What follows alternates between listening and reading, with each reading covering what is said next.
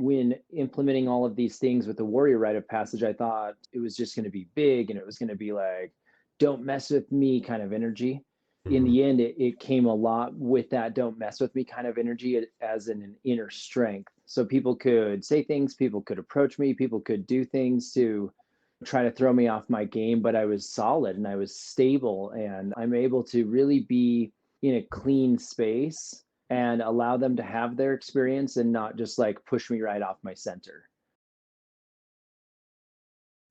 Hi, I'm Christopher John Stubbs, founder of the Wolf Pack, where we are committed to being the highest level providers, protectors, husbands, fathers, and successful businessmen that we are capable of being so that we can provide the type of future we want for ourselves, for our loved ones, and to hand off a future to our children that we feel great about.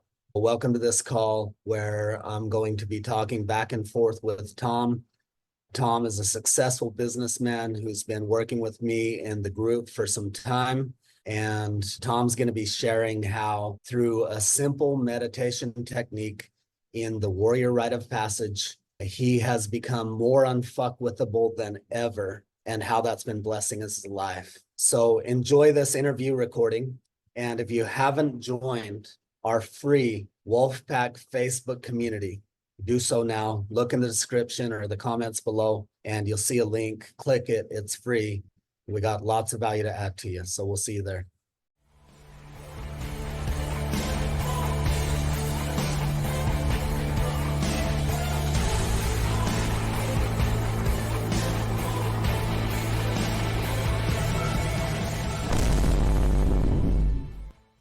Welcome. Hope you're doing well today. Happy New Year. Morning, Tom. Good morning. So this is our first of a series of interviews of men that have been doing the fucking work on a very deep level for a very long time, who are having some tremendous results and experiences as we explore some things we've stumbled on in meditation in conjunction with masculine rites of passage, and particularly currently wanting to hone in on the warrior rite of passage and the benefits of that, and what we're seeing across the board for so many of us. It's just been phenomenal to witness. It's been phenomenal to experience. And Tom, thank you for making yourself available to come on and share. Yeah, you're welcome. It's just really cool results that we've been having. So I'm excited to get on here and talk about it. Yes, yes, yes. Can you give them a little bit of a context of who you are, what you do, where you're located? Sure. So my name is Tom Bench. I'm located in Idaho Falls, Idaho. I'm a pediatric neurologic chiropractor. I primarily focus on how to get people's nervous systems regulated. I want to get people out of fight or flight in such a long way that the new normal for them becomes calm, peaceful ease in their bodies and in their brains. And I'm always really intentional about pushing my limits and making sure that I can find ways to really challenge myself and really just kind of check myself and really not have any predisposed notions about what my body's capable of. So I like to do hard physical things with my body. I like to do hard mental things with my body. And the meditation challenge that we've been doing has really been one of the, I would say, one of the harder things, right up next to some of the physical events that I've done recently. Mm-hmm. So I'd love to have you share in a moment some of the big physical things you've done. But what I realize is we probably should have started with something that would help them see, like, why am I watching this video? So, Tom, if we were to give the audience something that would make them want to tune in and really listen throughout the rest of what we share to see what value is in it for them, like, why would they want to listen to this? What do you think the promise for outcomes and results and experiences that's available for the viewer out there, should they choose to actually do the work to get these rites of passage integrated into their life? I think the biggest thing that I've found with it, so initially I thought going into something like a warrior rite of passage, it was going to be superhuman physicality. And that's not actually what I found. I found that along the way. But the biggest thing that I found in the warrior rite of passage was just more ability to deal with life in a very calm and approachable manner. What I found was when implementing all of these things with the warrior rite of passage, I thought it was just going to be big and it was going to be loud and it was going to be like, don't mess with me kind of energy. And in Mhm. the end, it came a lot with that don't mess with me kind of energy as an inner strength. So people could say things, people could approach me, people could do things to, try to throw me off my game, but I was solid and I was stable and I'm able to really be in a clean space and allow them to have their experience and not just like push me right off my center. So Mhm. that's really what I found is a deep connection to myself that's rooted in a knowing that is really just a pivotal moment that keeps me in center, which means people can have their experience, they can have their life experience, they can do all the things that they want to do in their journey. I don't need to just jump into that ship and ride along in their storm. Mhm. So for me, if I were to summarize what you said, and I've had a very similar experience, it's like a non-macho, non-egotistical unfuck with ability. It's like this Fair. calm, still presence, just a beingness, a knowingness, an embodiment that's like, it's not reactionary. It's not Hmm. like force with force. It's actually power versus force. It's like this calm, still, inspired ability to be present with whatever is, find the actual essence of it, and turn it from what would typically be a negative experience into a positive experience, where moment by moment you become the alchemist who, whether it's like, oh, I want some more money, then you create it faster, or the Hmm. spouse brings something at you that would usually, have a reaction come out of you and then have a fallout from that. You just receive it in a whole new way and respond in a way that elicits a completely different outcome. Is that your experience? Yeah, I feel like that. So I feel like there's two levels to it. Like when you're just getting started out, you really get to your center quickly and you get to stabilize in your center and you get this really kind of like unfuckwithable nature that happens. And then the second is that alchemist part where you really start to say, like, what do I want to create with this centeredness? And I think the first part, the centeredness, comes within just a few weeks of Mhm. being able to do this meditation. And then everything else comes within a couple of weeks after that. So I'm really, I've come to the understanding that there's almost like not layers like a ladder to climb or anything, but I feel like when you're new at it, the first thing, the results that you get is that centeredness, and it's right off the bat, Mhm. maybe within 2, 3 days even of meditating. And then after a few weeks to a month, you can really start to alchemize. You're an intentional creator of Mhm. what you want in the world, in life, and whatever people throw at you, it doesn't matter because you're intentionally creating something and you know that. Yes. So the point you brought up earlier, oftentimes when we come in, we think warrior rite of passage. It's like typically, historically, it's been something very intense. Like for me, it was doing Ironman and all these things, and those greatly benefited me because, and you've done, big ass long races and in the cold and the wet and the mud and Hmm. all the things. And so you've honed that as well. And I've come to understand that as like there's two parts to the warrior rite of passage. There's a certain level of mental toughness and mental discipline that allows you to commit to hard shit and follow through.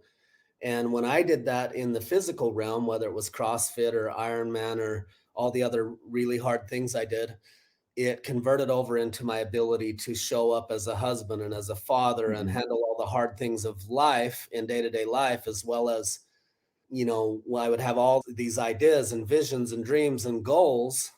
But before I had the fortitude to do these hard physical things, I didn't have the fortitude to execute those things to completion, which then resulted in having less financial resources and having my wife not trust me and not be able to open to me. So it deeply impacted my finances and my sex life and my intimacy and relationships and all the things because of just that. Now, but the distinction with this warrior rite of passage that it's in one sense harder than the physical things, because you're actually going in and wrestling your own Mm-hmm. fucking mind and your own fucking demons and samskaras and patterns and conditions. And I believe the greatest addiction to mankind is thinking.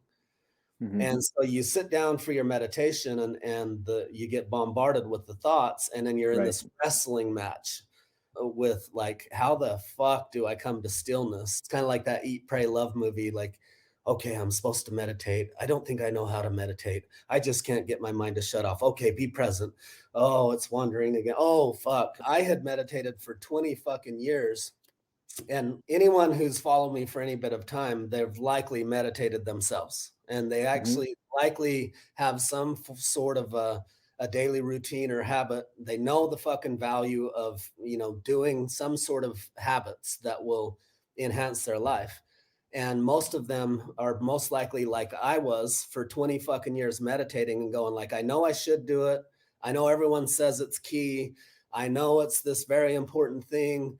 And I'm mainly just doing it to check it off the list because I get a little bit of return on investment, but not a lot. Was that also your experience? Yeah, I appreciate you sharing that. Like, I can totally relate with that. Meditation for a long time for me was just sitting on the pad and fighting off all the thoughts of like, I just have to focus on my breath now. Oh, instantly not breathing. Just have to focus on my breath. But I have these 5 things to do today. Okay, get back to it, get back to it. And it was almost like a chore, both on the meditation pad, but also just in the daily walk, right? Like the chore of meditating was probably bringing more stress than the meditation itself was regulating. And so it became a real tug of war for me. And what I found in this, after accomplishing some big physical things, like I've done a 30K and I've done a 50K, and my 50K was in the mountains, in the mud, in the rain, and I made some real poor choices in that. So I was cold and wet and just kind of stuck and frozen the whole time. But really, it's the mentality that comes out of the physical efforts that I bring to the meditation pillow. Mm. So being able to take that mentality of I have my own back, like I can do this and I can stick with it enough that I can sit here and I can regulate my mind and be able to really focus on coming into a stillness, coming into center. That's the thing I brought from the physical effort. And that's where I think that warrior rite of passage Mhm. terminology still lands for a Right. meditation or a mentality type of a thing. Big physical efforts are really 50% physical. You have to do your cardiovascular. You have to make sure your body is in the shape to do these things. But the mentality that has to come with a race that lasts more than a couple hours, when you're back in the woods or you're kind of just on your own out there, it's the Mhm. mentality that you have your own back and that you're going to be able to get yourself through this no matter what comes. Mhm. And so that's been my experience. That's where I bring those two in Mhm. together so that we can really like put together the physical nature of the warrior aspect with the mental part Mhm. that gets us all the results that we're talking about. 100% agree and share the same experience. So, as you were talking, what came to mind is there's a whole group of people out there that have been reading the books and attending the events and doing the medicine journeys and practicing their daily habits. And they've done 75 hard. They hit the gym every day and they've been meditating. They've been doing all these things.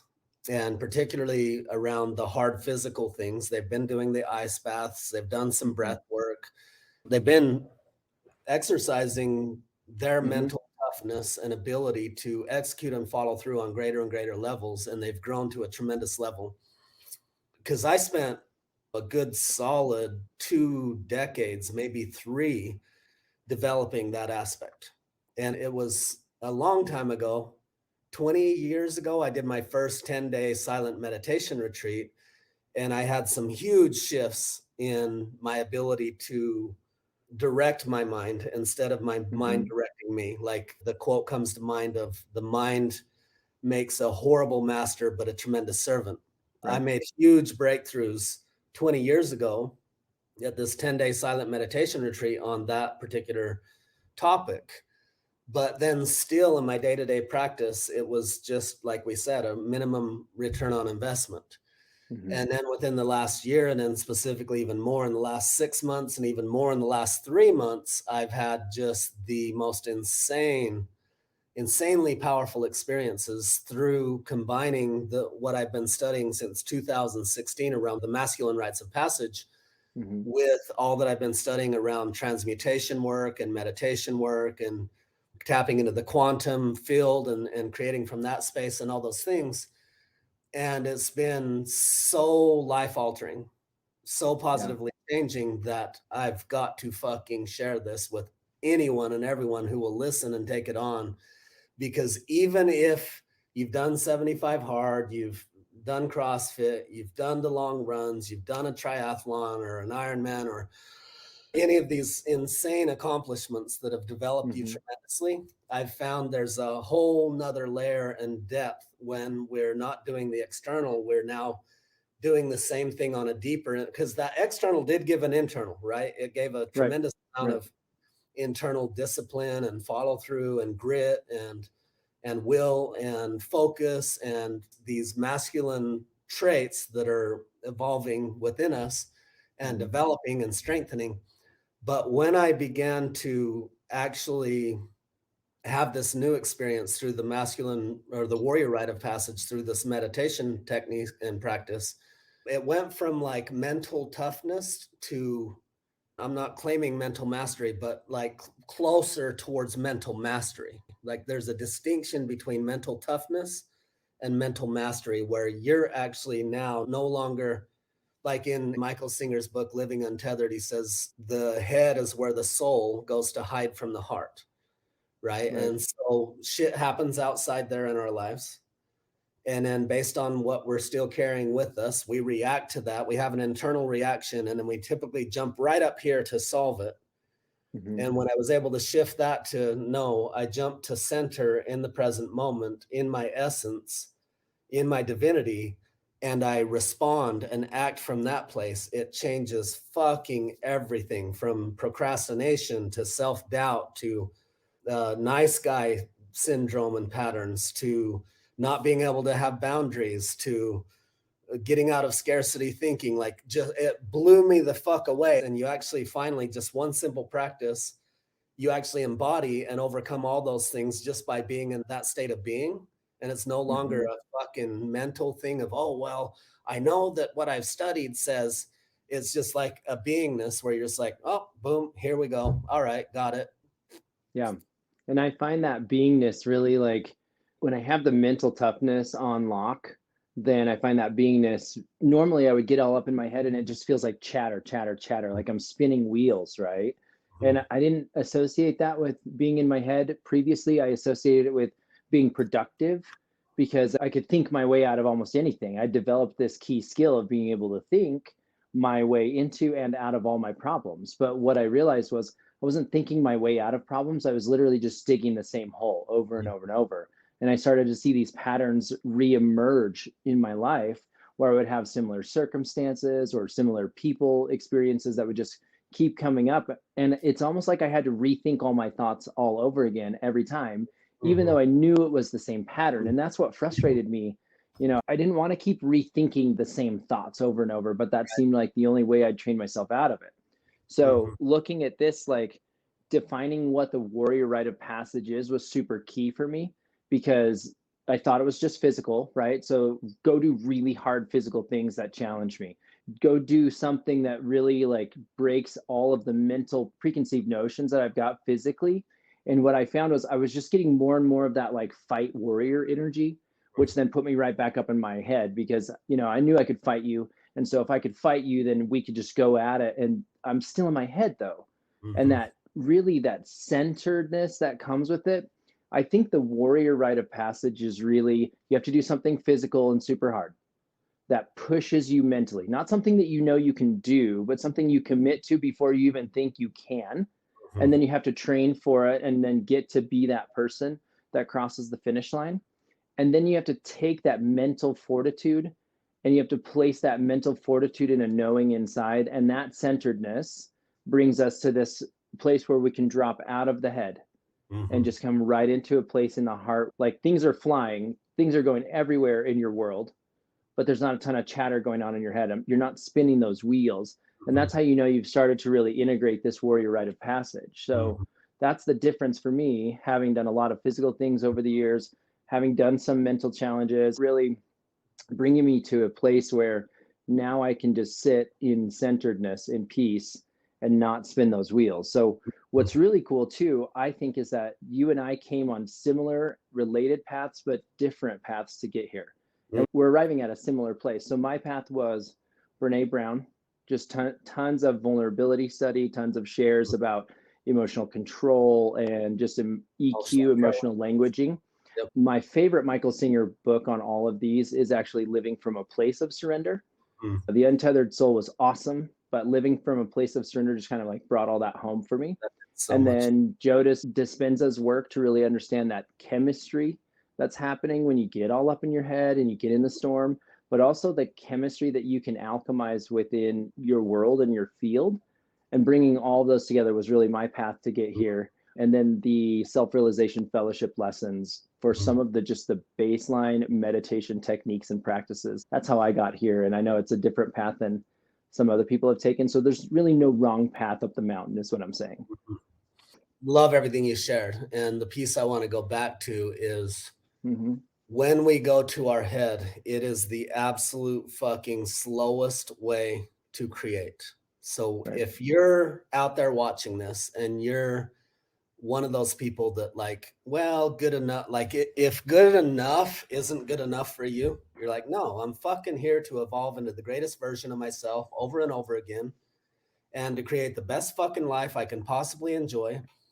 And in turn, turn around and bless as many others' lives as I possibly can. That I'm here to see how good my life can be and how much service I can be to others and how much peace and happiness and joy and love and freedom and aliveness I can create in my life that becomes my norm, not just chasing bliss, not the extreme highs and lows, and not the monotonous of just same highs and lows, but an ever constant climb of making it better and better and better and turning around and assisting others to do the same.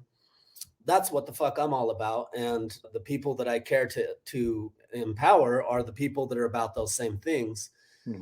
And so if the greatest addiction is being in our head and thinking, it's also the slowest fucking way to create anything you want to create in your relationship, in your parenting, in your business, in your health, in your spirituality, in any aspect of your life that fucking matters, that you will care about on your deathbed. The slowest fucking way to go about it is to keep going up here. Right. I'm sitting over here laughing at myself because even though I know all these things, I'm doing all these things, we're like having all these realizations in meditation, I still slip back into those patterns sometimes, right? Like I've got a huge program I'm trying to create right now, and I've been doing like 90% mental, just trying to think all the thoughts that I can get out. I want to make sure I cover all my bases, and 5% meditation, just what do I want? How do I want to create this? Like, what does it want to look like? What does it want to be? And after this call, I'm going to get off this call. I'm going to go reverse that. Because I'm, and we're still doing the same thing, right? We're still following the same patterns because they're trained. I love that you fucking caught that live, right? Because what happens when we do it different, it's like linear and sequential, and it's Newtonian. And in the Newtonian realm, every action has an opposite and equal reaction. Right. But the quantum realm, it's infinite possibilities. It's literally what was in the movie The Matrix, where Neo has to run from bullets and run from the agents and do all the shit. And then pretty soon he learns how to dodge the bullets, and pretty soon he can stop them. And then later on, he can enter and exit the Matrix however the fuck he wants and play by the rules that allow him to be limitless. And it's literally real. That's fucking real. And I'm tapping into it more and more and more. And I'm watching you and others tap into that more and more and more. And it's the most exciting fucking thing in the world. And I'm like, holy fucking God, like there's so many people out there. It's taken me 30 fucking years of deep diving to finally have this experience. And I'm like, how can I help others get there in fucking months, not decades? Yeah. And that I'm finding the same thing, like it used to take me 30 plus minutes of sitting on my meditation pad to really just like dial it in. And now it takes a few minutes, 2 to 3, for me to really get to a place where the meditation is offering a return. And I like that a lot, with only a few minutes, instead of having to take, multiple hours just to Yeah. get there, to provide some return Yes. on that, which allows me to live in that. Yes. I like to think of it as like an induction phase of meditation, then a stillness phase of meditation, then the creation phase, right? So if I can't get through induction, I can't get myself into a state where I can be still and present, then I can't sit in the stillness. And if I can't sit in the stillness or tolerate sitting in stillness long enough, then I can't create, right? So the Right. longer it takes me for those first two phases, the less I really have ability to go into the creation phase. And some of that's just practice. Mhm. As I noted, early on, I was only able to get to the creation phase for like 20 or 30 seconds, which is literally a thought, Yep. like a singular choice. And then I just couldn't hold it any longer because I hadn't done that enough to have practice. So, Mhm. can we talk a little bit about what meditation looks like when we're in this warrior rite of passage, and how to really move into that different phases? I would love to, and I just want to accentuate a couple things you pointed out. One Cool. is how much faster and easier, like you said, it becomes. Like in the beginning for me, I would sit and meditate for 30, 40 minutes before I would ever come to this state of stillness. Mm-hmm. And it would be this wrestling match. And then finally stillness would come in. And then over time, that's become where it's literally a matter of just minutes or seconds most of the Mm-hmm. time for me now. And that's just, that alone is like, oh my fucking God, thank God, right? Life changer, just the Mm-hmm. peace and the recharge and the clarity and inspiration that just comes from the stillness. Then there's a distinction in that I want to accentuate, in that after me studying meditation from all kinds of methodologies and techniques and people for 20 years, in the last 3 months, in my own meditations, it was like, hey, if you will teach it in this very specific way, in a very specific order, with a very simple technique, Mm-hmm. this is the most simple path and the fastest, easiest, most effective path to help people get what you're trying to pass on to them, without having to speak at them endlessly, repeating the same shit forever, waiting for Yeah. somewhere, sometime for it to click. Make it experiential, make it somatic, and just give them some basic steps that they can implement on a daily Mm-hmm. basis consistently. That's the most simple possible structure and form and system, and in the least amount of time possible. And so that's been fucking amazing, and just lights me up to be like, okay, I know a very fucking efficient way to help people get this now. And Right. so I'm very passionate about that. And then there was one other piece that I don't think you've gone as deep in as me yet, Tom. And I don't mean that as like anything over or above or whatever, but the Mm-hmm. before the creation thing. And it ties to what we're talking about in the Men of Sovereignty and what we're all expanding into, Sure. is the warrior rite of passage brings that stillness. But before the creation stage, as we immerse, like fully immerse, we in after that stillness for me comes this, and it don't come every time. It depends on what I bring to the meditation. It depends on how intentional I am. It depends on the level of presence that I bring and intentionality, and the duration and the optimal environment that I create for it. Then I sink into this state of absolute fucking divinity, where I am one with the quantum field. That I no longer know that I have a body. It's very much almost like a psychedelic experience, like with zero anything. I'm just the go to that stillness and stay in that stillness, and then this portal or this field opens and I become it. Hmm. And I am one with it. And there's nothing else happening. I am the quantum field. I shift from the lower densities into the quantum. So if we took this in Dispenza's wording, it's the gamma states. Mm-hmm. And so just to go from high, medium, or low level beta states into an alpha state is fucking huge. Right. And that's Right. likely what you're experiencing. And then you're That probably that also, sounds right for what I'm experiencing. Yeah. and then you're probably also tapping into theta states. which is even, a whole nother level. And then there's some certain thing we had to add to the technique to keep people from going into delta states, because that's when you doze off and you lose the effectiveness, or not the effectiveness, but the full effectiveness.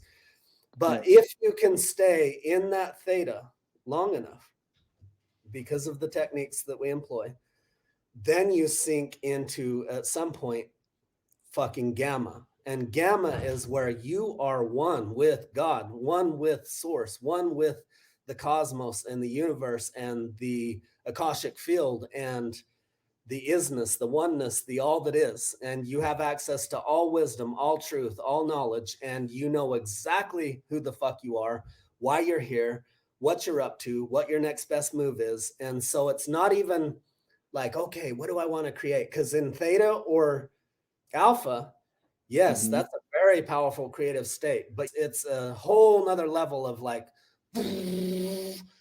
and you're not even thinking about what you're going to create. It's more like it's very similar to the movie The Matrix, where they say, hey, download me how to fly this helicopter. And it goes, and then when you're done with your meditation, you just do everything you can to capture that whole fucking download on paper so you can actually go implement it and receive the result in your life. So there's another level that's available that is just off the fucking charts. Yeah. I noticed that, I hit those alpha states pretty easily. And the theta states really, giving me a lesser awareness of my body, but it's still a presence of my body. So I know that there is, what you're describing is not an experience that I've had yet, but it's something that I'm interested in.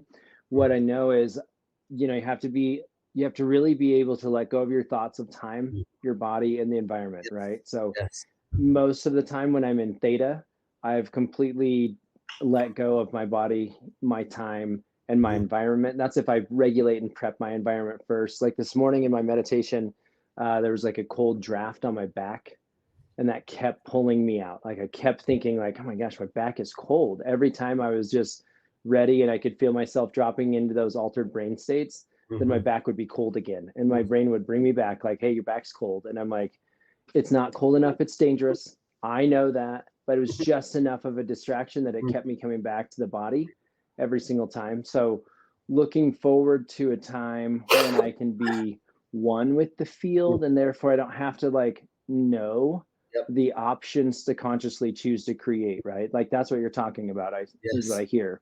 Yes. I hear you saying like when you're one with the field, you just do because you don't have to choose things. You are it. Yeah. And the more you go there, the more you walk as that all the fucking time. That's the whole purpose of the meditation, is to actually embody it in such a way that you never leave that place. And over time, that's what will take place for all of us, and has taken place on deeper and deeper levels for me, but I'm still integrating into it. But I want to point out something for you is the cold on the back is part of the warrior initiation. It's the same thing as the thoughts. And as you redirect back, you're like, okay, there's cold, come back.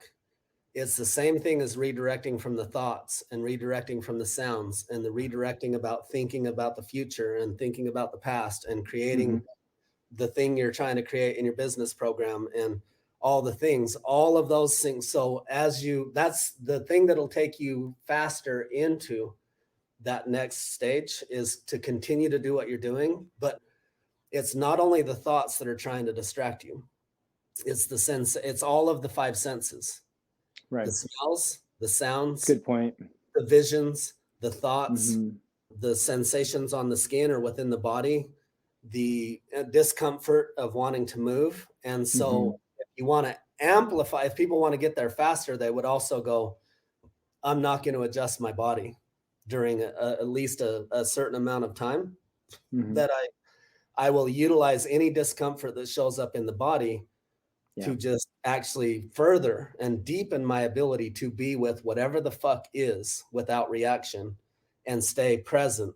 And then that's when you start to fade into, it just becomes right before you go into the oneness, there's this so like I'll have my hips and my legs going to sleep and tingling, and I'll have my back fucking burning from an ache that says you got to Right. adjust and all the Right. things. And if I can just totally surrender to that and allow it and be with it and stay focused on the focal point that we do in the Warrior Rite of Passage, pretty soon all that melts away. And right before I go into oneness, it becomes one, like a cloud of sensations that I can't identify in any specific part of the body. And there's no distinguishment between pain and pleasure. It's all just vibrating energy and sensations. And then if you stay in that place, boom, you sink into that field. Okay. I like that distinction. There's so much beauty in the New Age and so much fuckery in the New Age, just like so much beauty in religion and so much fuckery in religion, just like so much beauty and fuckery in everything that has to do with humans, because hey, we all got egos, right? So yes, I agree. People are put off. Some people are put off. Some people are drawn. It's a something, I don't know, like 1.2 or $2.1 billion industry in the United States alone per year. But the reality is, everyone's put off by something, and even that's a fucking samskara and a resistance. And you know, the reality is, I embrace all truth from wherever the fuck it comes from, including religion, including New Age, including anywhere. So we just have to develop our own discernment to sort through the bullshit and come into our own divinity and sovereignty and center, so that we can actually see what's distorted and what's not, and then we don't have to fear any of it. We can extract the benefits and gifts of all of it. And in fact, and that's go ahead, Tom. That's where Michael Singer's work came real poignant for me. You know, I'm figuring out that I'm not actually put off by things. I'm not actually attracted to things. I'm vibrating with my previously held scars, right? Or my samskaras. And if something triggers all my samskaras in a good way, and that makes me vibrate in a way that I know has been associated with pleasure, a way that I know has been associated with reward, like, oh, that's the way for me, right? And then when I hit up against something that, you know, does not associate with pleasure centers in my brain, associates with previously held trauma, or really starts to trigger all the things that bring me into a space of not safety in the past, that's where I start to think I'm put off by it. So it's really even moving past that thought of what other people are put off by and what you're put off by, and finding out how to transmute those so that you have less of those, so that when you go into meditation, you don't have a lot of predisposed notions. And when we combine both transmuting the samskaras, so we're no longer running away from our resistances and judgments, and no longer running towards our cravings and addictions. So that's the benefit of the transmutation that Michael Singer is teaching us. Then the benefit of the rites of passage combined with these deeper states of meditation is that with the less samskaras, you can actually get to the stillness. From the stillness, you can access the divinity. And from the divinity, it actually turns around and immediate, like none of that exists anymore. Instantaneous, for however long you're in that state of divinity, there are no samskaras. And so now from there, you can actually create an authentic ideal life vision. You can take ongoing, everything in your life becomes inspired action instead of creating from the past. And you're no longer chasing, trying to fill the void. You're no longer driven by the samskaras. So you're not reactionary and you're not trying to fill a void. You have filled the void. And now you're creating from a space of wholeness, because it's fucking wonderful. And it's actually integrity. Part of integrity, people think integrity is just doing what you say. It's actually being aligned with one's true nature. And so to actually fully be in integrity, we would have to fully embody divinity and sovereignty and walk as that constantly. So the reality is, none of us, only the fucking masters are in impeccable integrity 24/7. And the rest of us, we're just moving towards that. We're just doing our best. Yeah. Yeah. Good. Yeah, I really like that. I would say where I'm at in meditation right now, after probably 2 months of practice, consistently getting to stillness for a couple of months now, Mhm, is I'm in a theta state, but it's almost more reactionary. I mhm, can now identify the through lines essentially of my life and what I've been really covertly agreed to. So recently I identified that my through line was struggle. Like I wanted to be in a place of struggle because struggle brought me into a place of results. And it was that resistance, that constant, resistance pressure that really brought me into a place where the results were now worth it. mhm, So in my meditation, I've gotten to a point where I can identify those through mhm, lines, and then I can start to sever those through lines and choose new ones. And I'm pretty excited about that because there's been a conversation of struggle in almost every part of my life for as long as I can remember, even clear back to my teenage years, where if it was too easy, it wasn't worth it, or if it was too given, mhm. then it must not be a worthy gift. Yeah. And so identifying that and being able to unselect that, as it were, and choose a different path and choose a different outcome has Mhm. been super revolutionary for me. Beautiful. I agree if people are not in divinity and sovereignty, and if they're in any level of ego. If they're in divinity, and part of coming to sovereignty and divinity is actually purification. A key big part of it is Yeah, purifying. Like, I believe that our purpose is actually to lessen the gap between our full, true essence, authentic expression. And there's a difference between essence, authentic expression, and egoic, authentic expression. Egoic, authentic expression, yeah, you're absolutely right. That's not going to work societally. But for those who choose to refine themselves, purify and integrate in a healthy dynamic with the ego, and embody deeper and deeper into sovereignty and divinity, absolutely 100% authenticity on everyone's part is actually exactly where the fuck we need to go. But it can't be done the way that people perceive authenticity to be, because authenticity isn't just saying whatever the fuck you think and feel. hmm You got to realize there's a shadow aspect and a light aspect and a different level of purity to every topic in the world. Like authenticity, there's a deep fucking shadow aspect, or a deep shadow aspect of authenticity, and there's an absolute acidic essence of authenticity.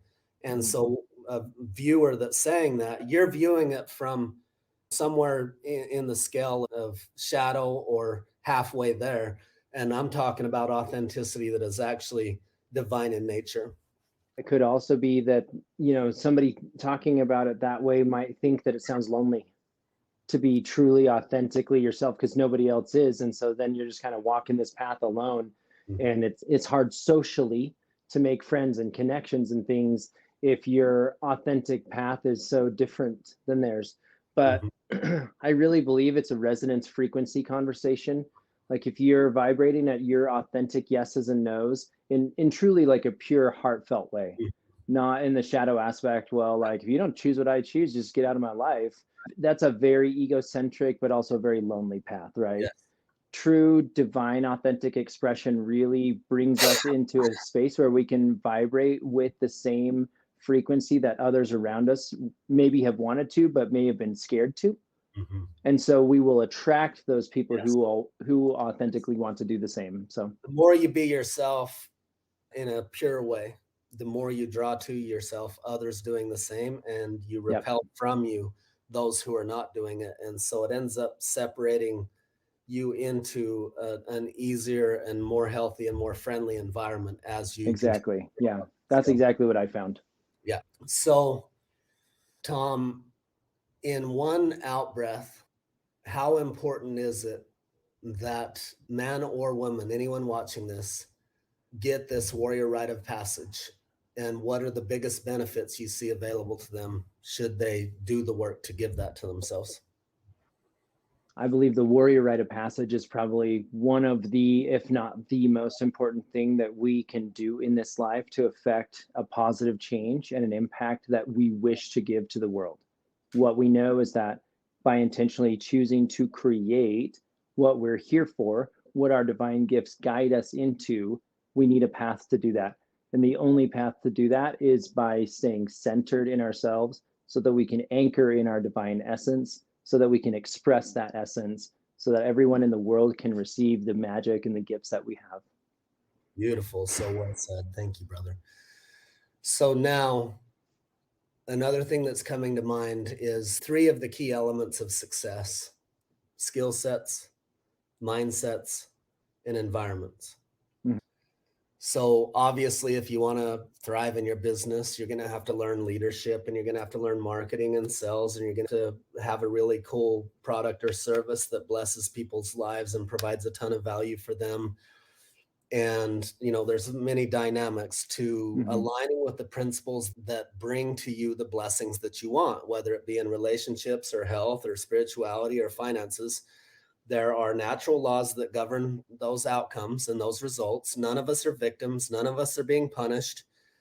Absolutely, God wants for you to thrive in all the ways, Right. and you're either aligned with those natural laws or you're not, and your blessings or results will reflect to the degree that you are aligned with those natural laws. And so if we move away from any level of victimhood that believes that the government is what's keeping us from being successful, or your childhood, or society, or your parents, or the fucking assholes out there, or humanity, or the current state of the economy, or any fucking thing outside of you, and you say, no, I am the source of my own love. I am the source of money. I'm fucking responsible. I am 100% responsible for every result in my life. And I take responsibility for being aware of where I'm at, choosing where I want to go, committing to it, developing the ability to actually follow through on my commitments and recommit to completion, and to constantly evolve into the next greatest version of myself. So in order to do that, we have to constantly upgrade our skill sets, whether it be in relationships or business or the various aspects of business or whatever area you're looking to thrive in, and our mindsets, because our mind is the biggest hindrance to our ability to create, and in the environments. And the environments I want to hone in on right now, because if you're not in the right environment, you're having the same fucking conversations with the same people who don't have the results you want. It's the difference of, say I took 2 tomato seeds and I planted one in the perfect planter box with the perfect amount of sunshine and protected from the hailstorms and perfect amount of water and the perfect soil and all the things. And I met every natural law required for a tomato seed to become an abundant tomato plant with an awesome bumper crop. It will happen every fucking time. Yet if I take that seed of equal potential and I just throw it on the asphalt in the front of my yard and say, well, we'll see what happens, the environment is not conducive. It's not going to have the consistency of all that it needs to become its potential. And the same is true of us as humans. The importance of surrounding ourselves with people who are committed to the same things we're committed to, truly, not just in word, in fucking action, and in their states of being, and in their practices and their habits and in their studies and all the things that it takes to continually evolve into the next greatest version of yourself, which is the fucking purpose for all of us. It's stop defending your fucking limitations. Stop believing your fucking stories. Stop staying in your patterns. Carl Jung said, until the unconscious is made conscious, it will rule your life and you will call it fate. So what fucking unconscious programs are running in you? I'm not talking to me. I'll talk to myself, and you guys can maybe do the same for yourself. What fucking unconscious programs are running in you that has restricted you to stay where you're at rather than to expand into your infinite potential? And what things are you still doing and believing and hanging on to? What's unconscious in here? Show me. What's unconscious in here that is still keeping me restricted and limited from expanding even more, even greater, even further, even better? right? So if we'll all take that level of curiosity and wonder, and not like, the more we think we fucking have it figured out and we know how it is, no one sees the world the way it is.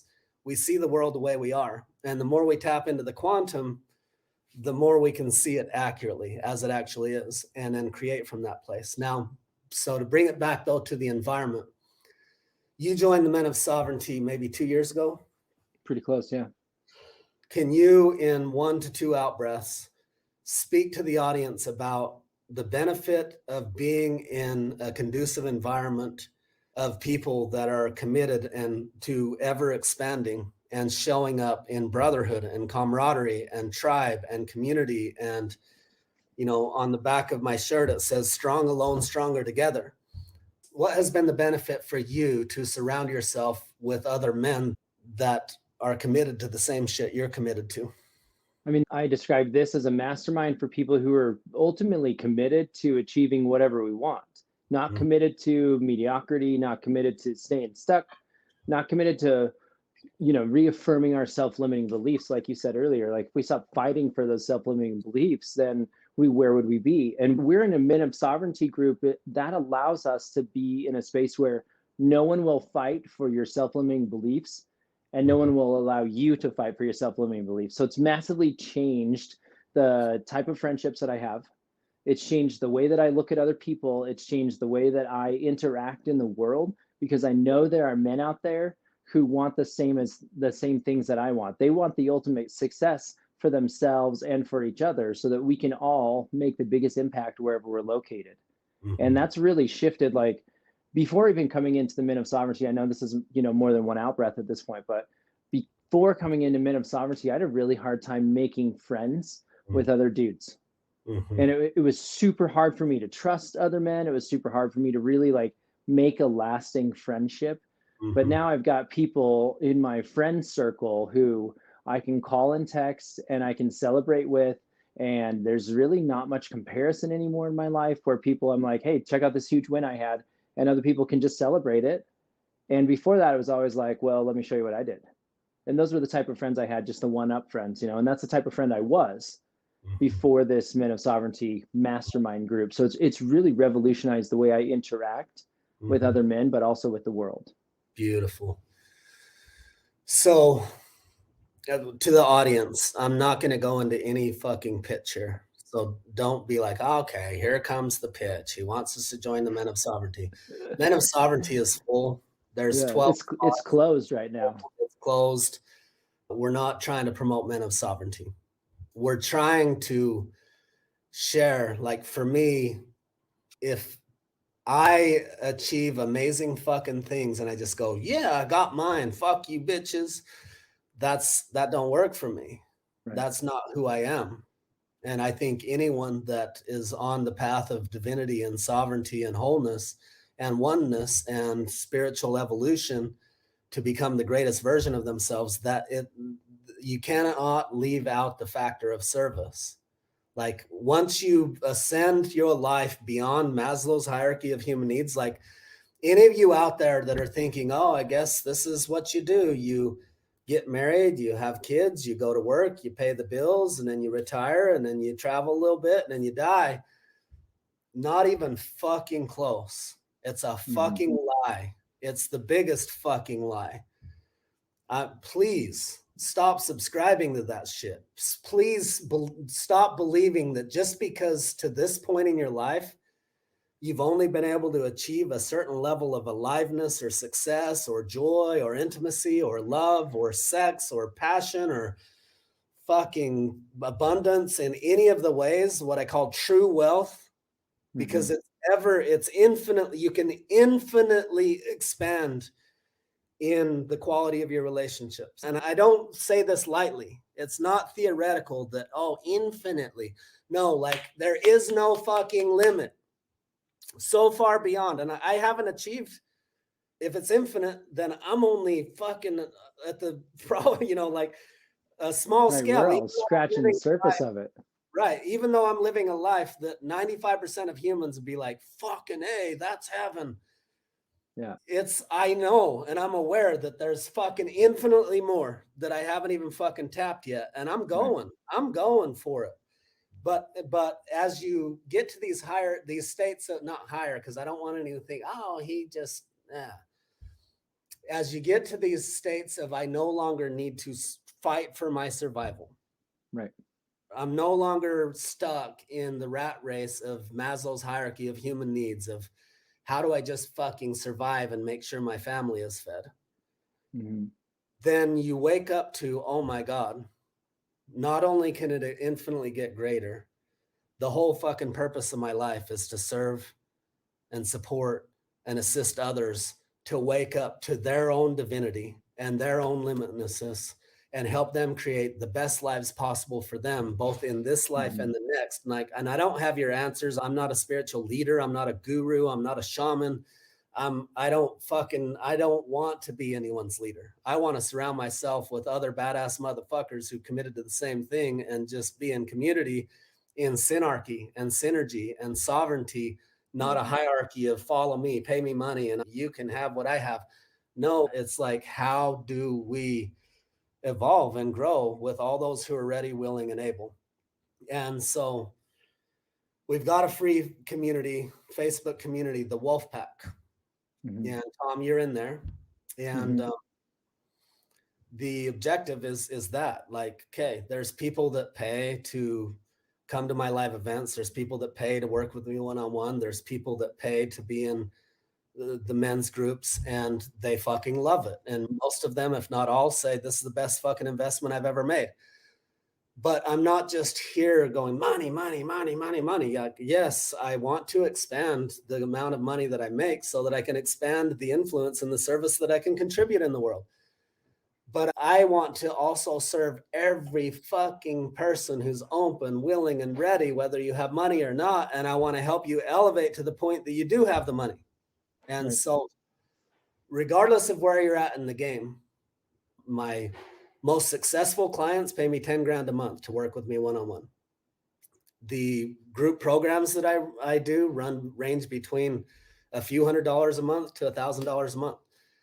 I just share abundantly all the free resources I possibly can, including this Mm-hmm. fucking amazing Mm-hmm. conversation with Tom, who has been doing the work for years, and both of us sharing and pouring our hearts out to Mm-hmm. share everything we can to bless your life without any expectation of reciprocation or return, or that you fucking owe us anything, or that we need to get something from you. Just, we Right. truly desire to serve. And so the Wolf Pack is designed for that. Like, come Mm-hmm.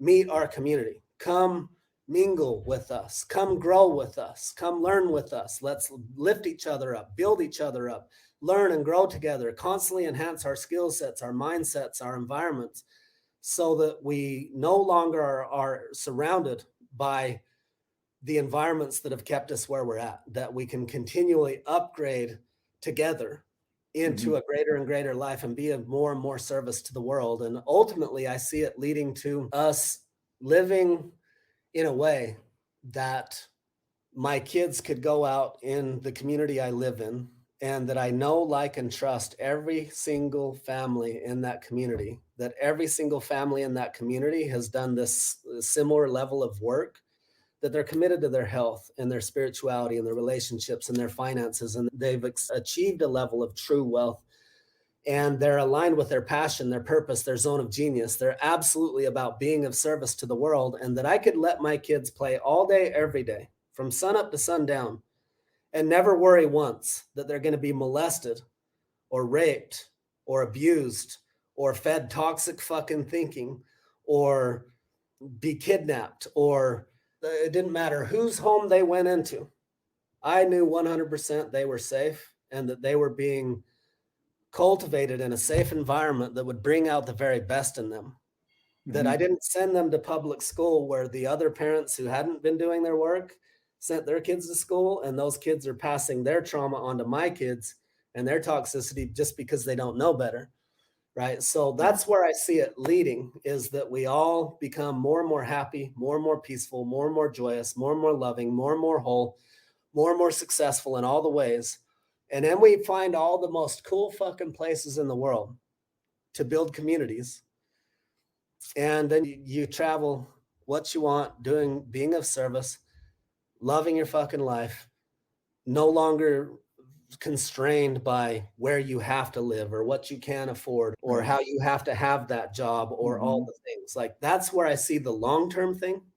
But short-term, bringing it back to this free Wolfpack Facebook group is like, join us.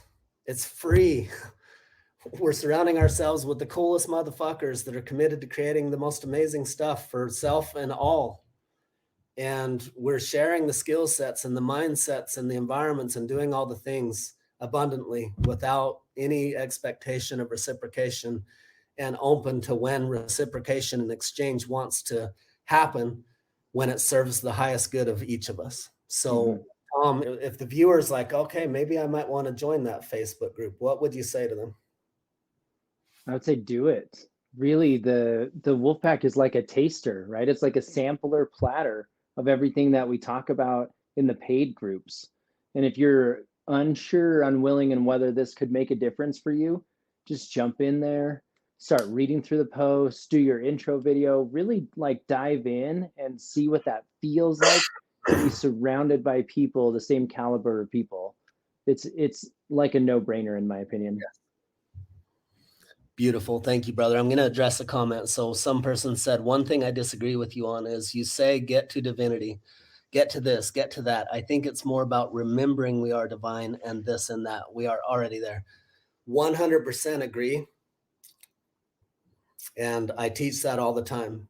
And so there's a couple of things happening there. One, sometimes my verbiage slips, and what that would represent is not full integration. Right? If I was fully integrated into that, my words would match. So I'll just, authentically share that with you. There's also this thing that no matter how I present and what I present, there's someone protagonist or antagonist out there that's going to listen through a filter and try to tell me what they disagree with and how I said it wrong or whatever, versus like looking for the synergies. So I love that you pointed out this wisdom, deep, deep wisdom and truth. But there's also this thing where when you're sharing a message with the masses, you usually have to speak in their terminology for them to actually receive it. Right. And so one of the lines that's very hard for me to walk is when I get to these states and then I come and I try to share it with the world, it's like no one can fucking relate with it. Right. And so I'm constantly trying to find, how do I bridge that gap? How do I stand with one foot in both worlds? How do I convey what I'm tapping into in a way that they can actually relate to and receive and integrate and apply? Otherwise, they just will dismiss it as, I don't know what the fuck he's talking about. Sounds really weird. I don't know what the fuck he's on or where he's coming from. I can't even relate, right? Rather than this being about a disagreement, with just like, well, I disagree with you. Like, do we need to disagree? There's a different energy that's not about us coming at each other like this, right? But just know that no matter what you do, someone's going to have a problem with it. Someone's going to judge it. Someone's going to say how you said it wrong, no matter what. Right. And so if I say it in the most pure way, I'm going to lose half of you because you're not going to get it. And if I say it in the other way, then my more people that get it on a higher level are going to be like, oh, that's elementary shit. But if everyone came to child mind and quit filtering through the truth is, and we just felt the truth and we just knew the truth and we just embodied the truth and we shared from an energy of contribution rather than disagreement, then we can come into synergy and harmony in a whole new way. I think too, like there has to be an energy of get there. Yeah. I think the thing that we've missed for a long time that brings us back to this warrior rite of passage conversation is it's not necessarily, you don't just sit on the pad and then after one meditation, all of a sudden you're there. When you get there, you do remember. Absolutely, right? Yes. It's more of a remembering, it's more of an acknowledgement of your divinity, but you definitely have to put in some time and you have to put in some real work. I'm trying Yes. really hard to avoid the word struggle just because of my previous conversation, but it's trying to come up. There's that not fully integrated part yet. But again, like there has to be effort on our part to be able to get to the remembrance. Yes. Let me give a very clear example. Let's say I went on Facebook right now and I posted a post. Hey, there's nothing to heal. There's nothing to figure out. There's nothing to do. There's nowhere to get to. Just be it. Is it helpful? It's fucking true. Totally true. How many people could actually receive that and utilize it in a way that it's going to change their fucking life? Almost none, because anyone who actually gets what I'm saying is already experiencing it. All the rest Right. of them, they just go like, what the fuck are you talking about? Mm-hmm. Right. And so in the languaging, sometimes we have to speak to it in the terms of the way they're relating with life now versus just speaking to it in a more true sense. So yeah, great point, viewer, what you shared. Thank you so much. And I hope you gained insight from the ongoing dialogue about that. So thank you all. I think we're probably to that. It feels like energetically we're there. Yeah. Tom, thank you so much. You're welcome, Christopher. Thank you. I love you, brother. Love you too. To the viewers, thank you. Thank you for spending your time with us. I hope this edified your life. I hate to exclude you women from the wolf pack, but it's men only. I do have a group called Ignite Intimacy and a group called Prosperity Playground. And we have a group that the Men of Sovereignty have co-created called Masculine and Feminine Harmony. Feel free to join those groups if you want to get the same benefits in a different way. And then any of you who are absolutely fucking ready to get the love you deserve, in the Moulin Rouge, he says the greatest thing you'll ever learn is just to love and be loved in return. We're helping people do that in getting the love you deserve. So if that's of interest to you, we're actually going to it's the same focus of everything we talked about, but rather than focusing on thriving in all 4 areas of life, we're focusing on bringing you to a sense of wholeness in your relationship with yourself, with your divinity, with divinity itself, and with all those in your life, especially your lover and your children. So if that's of interest to you, hit me up. And there's resources just for the men. Sorry, ladies, to exclude you, but the men have some work to do, and we're working together with them to do that. But we do have resources for you too. So thank you all. Have a wonderful day. All right. I hope you enjoyed that video. We've got more to come. You'll see these periodically coming through. Such powerful men creating such tremendous results in their life. Brings me so much fire, so much passion, so much joy to continually make such a positive difference in the world. Again, if you haven't joined our free community of men who are committed to being the best versions of ourselves and thriving in our health, our spirituality, our relationships, our finances, our parenting, our sex lives, and for creating a future that we are very excited for our children to take over for us. So if you haven't yet, join us in the Wolf Pack. The link is in the description below.